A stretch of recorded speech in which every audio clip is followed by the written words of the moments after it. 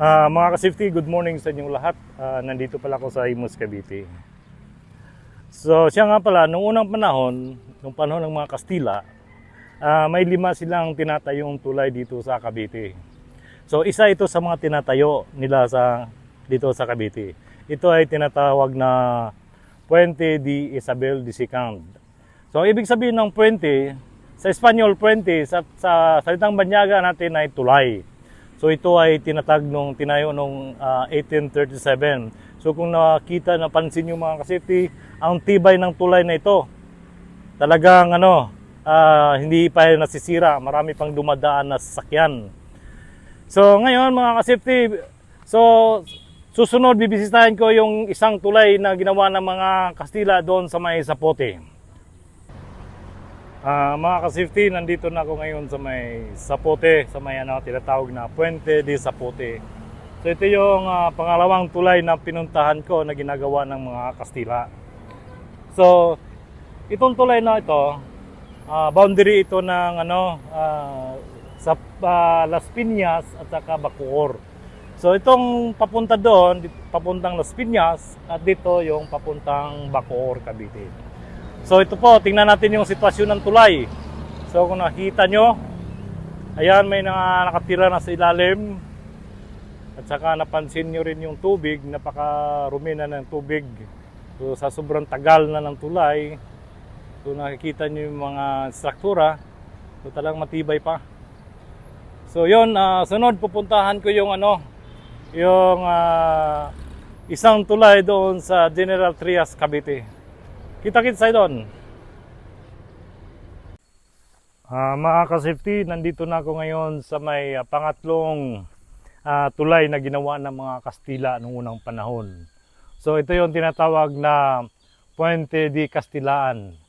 Dito ito sa may General Trias, Buenavista 2. So kung napansin nyo, nakita nyo, yung tulay, ang dami ng mga puno ng kahoy na talagang lumang-luma na, hindi na inaalagaan.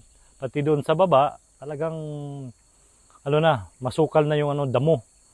Ito, pakita ko sa inyo kung gaano. Yan, kung nakita niyo mga ka-safety, doon sa baba, talagang masukal na.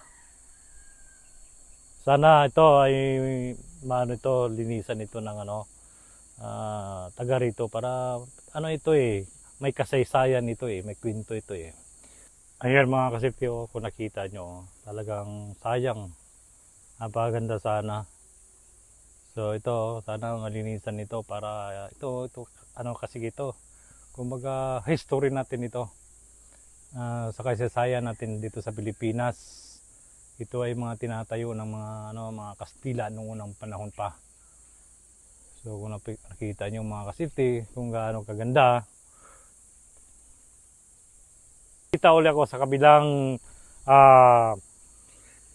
tulay na ginawa ng mga Kastila noong unang panahon. Mga kasipti, ito nga pala yung pang-apat kong binisitang tulay na ginawa ng mga Kastila noong unang panahon. So ito yung tinatawag na Puente de Camaren. Dito ito sa may Buenavista 2, General Trias, Cavite. So ito malapit ito sa may Nukon National High School.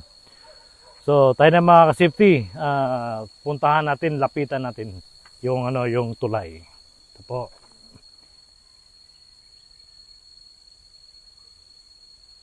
So kung nakita nyo yon, ito yung yung arko, pinaka-arko niya. Tagos yan doon. At saka ito, ayan, nasisira na yan. Nilagyan na ng bagong tulay.